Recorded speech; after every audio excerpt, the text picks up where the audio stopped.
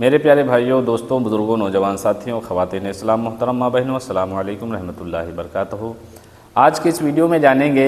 وطر کے حوالے سے نماز وطر میں کون کون سی صورت ملانا ہے،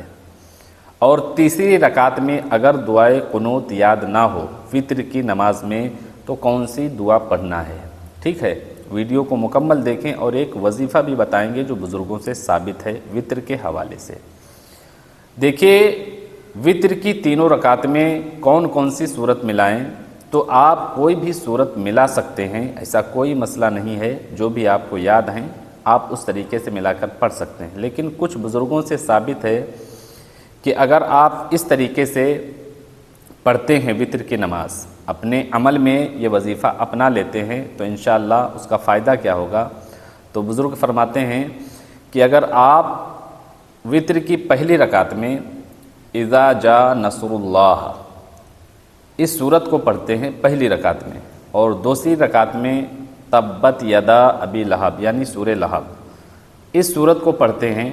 اور تیسری رکعت میں سورہ اخلاص قل هو اللہ شریف پڑھتے ہیں، اس کے بعد آپ دعائے قنوت پڑھتے ہیں، تو اس طریقے سے اگر اپنی نماز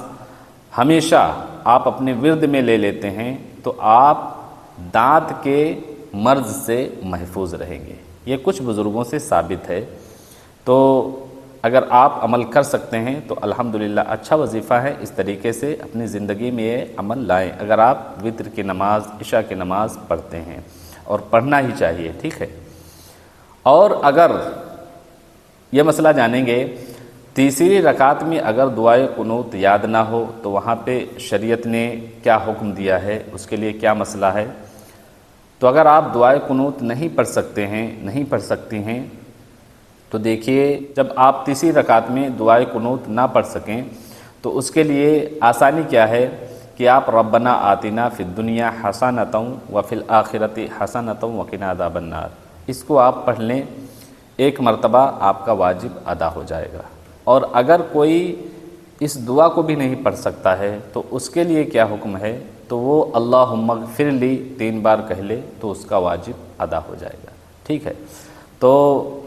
امید کرتا ہوں آپ سمجھ گئے ہوں گے جو میں نے طریقہ بتایا ہو، لیکن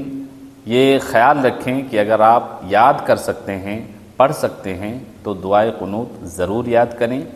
تاکہ آپ کا واجب مکمل طریقے سے ادا ہو۔